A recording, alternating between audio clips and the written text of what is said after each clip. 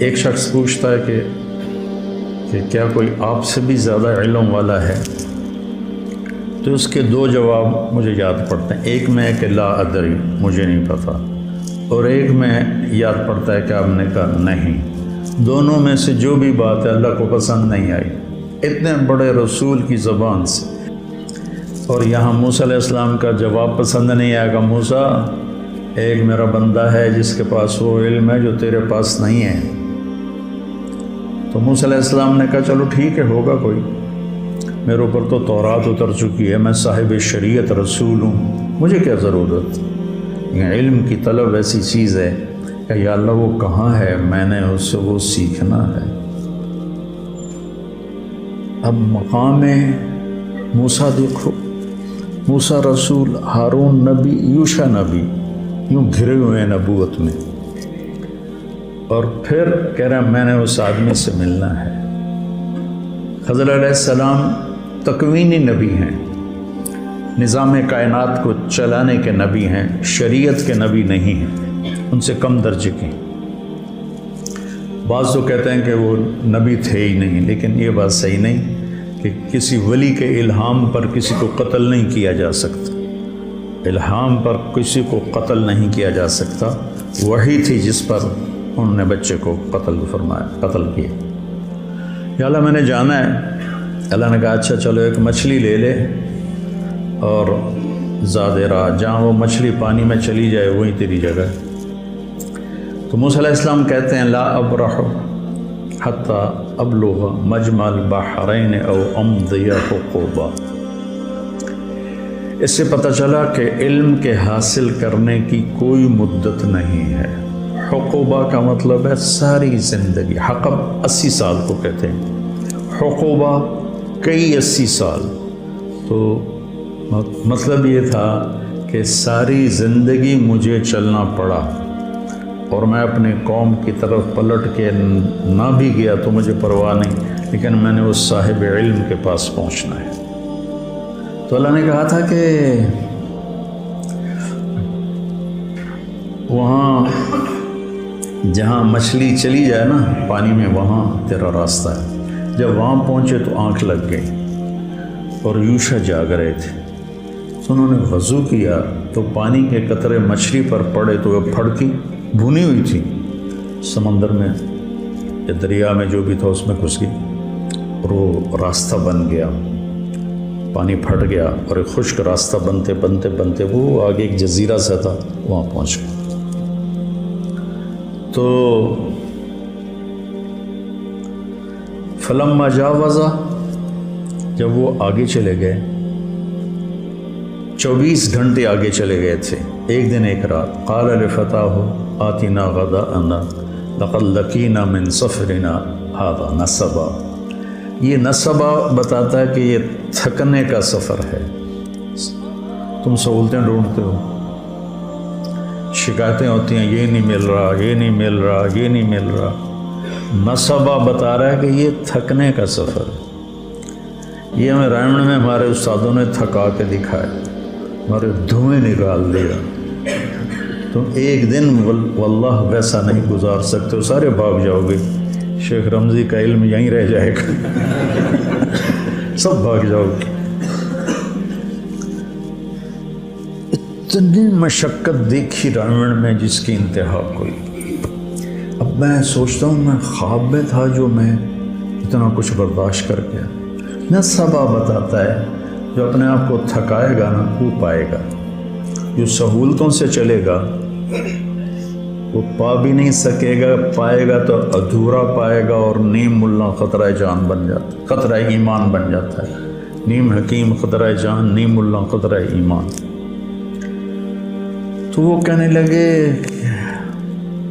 ارأیت اذ اوینا الی الصخرۃ فانی نسیت الحوت وما انسانیہ الا الشیطان واتخذ سبیلہ فی البحر عجبا. وہ تو مجھے اب یاد آیا، وہ تو وہیں جہاں ہم سوئے تھے، آپ میں جاگ رہا تھا، تو وہ پھڑکی نکلی اور سمندر میں عجیب طرح راستہ بنا کے چلی گئی. قال ذلک ما كنا نبغي فرتد على آثارهما قصصا. کوئی نہیں ڈانٹا، ملامت نہیں کی. ارے بھائی وہیں تو ہماری منزل تھی. 24 گھنٹے پھر واپس آئے. 24 گھنٹے پہلے بھوک لگی، ٹھیک ذہن میں رکھنا. 24 گھنٹے بعد واپس آئے. 24 گھنٹے واپسی بھی لے گئے. فوجد عبدا من عبادنا آتیناہ رحمۃ من عندنا وعلمناہ من لدنا علما. یہ دعا میں کوئی 30 سال سے مانگ رہا ہوں کہ میرے پاس اب میری ہمت نہیں کہ میں مطالعہ کر سکوں. پہلے تبلیغ کے سفروں نے تھکا دیا، پھر لوگوں کی ملاقاتوں نے جب ہمت ہی تھکا دیا. جب تک میں مشہور نہیں تھا میں سوچا تھا کہ مطالعے کے بغیر بھی کوئی دن گزر سکتا ہے انسان کا. ایسے میں پاگل تھا کتاب کے لیے. جو کچھ میرے پاس چند کوڑیاں ہیں، یہ پرانی کوڑیاں ہیں، وہ جو اصحاب کہف کے پاس تھی نا، وہ لے کر گئے تھے بازار. میرے پاس نیا کچھ نہیں ہے، پڑھا ہی نہیں جاتا. ابھی بھی لیٹے لیٹے یہ مضمون ذہن میں آیا تو آپ سے آ کے بات شروع کرتے. تو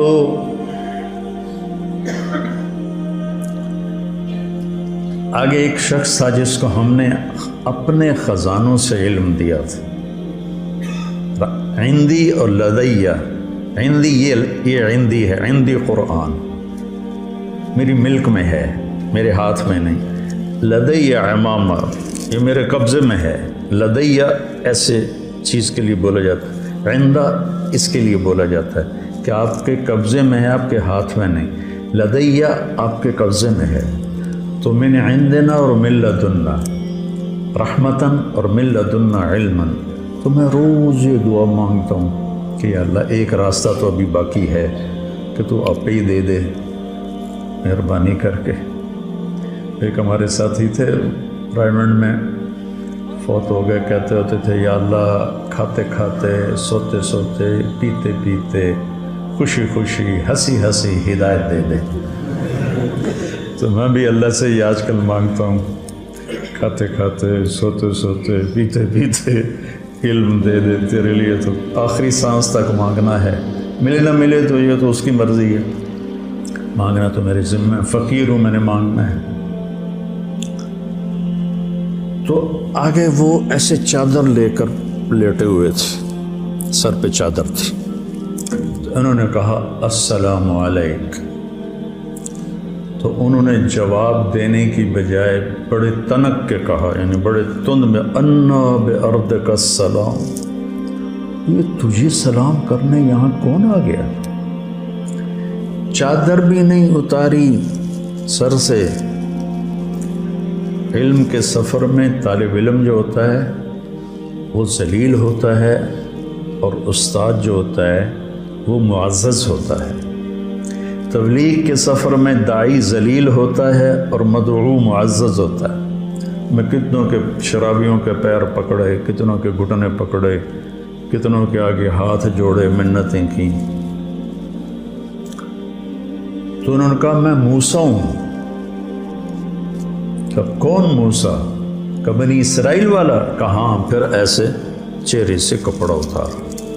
نہ پانی پوچھا، نہ روٹی پوچھی. مسافر ہیں، آؤ بھائی بیٹھو، کچھ کھاؤ گے، کچھ پیو گے؟ کچھ نہیں. اور موسیٰ علیہ السلام نے بھی نہیں کہا جی بھوک بڑی لگی ہے تھوڑا جی روٹی تو کھوا دیا، پہلے ناشتہ کر لے بھی پھر سبق پڑھیں گے. ہیں انہوں نے بھی اپنا مدعا رکھا. هل اتبعک علی ان تعلمنی مما علمت رشدا. حل کتنی تواضع کا لفظ.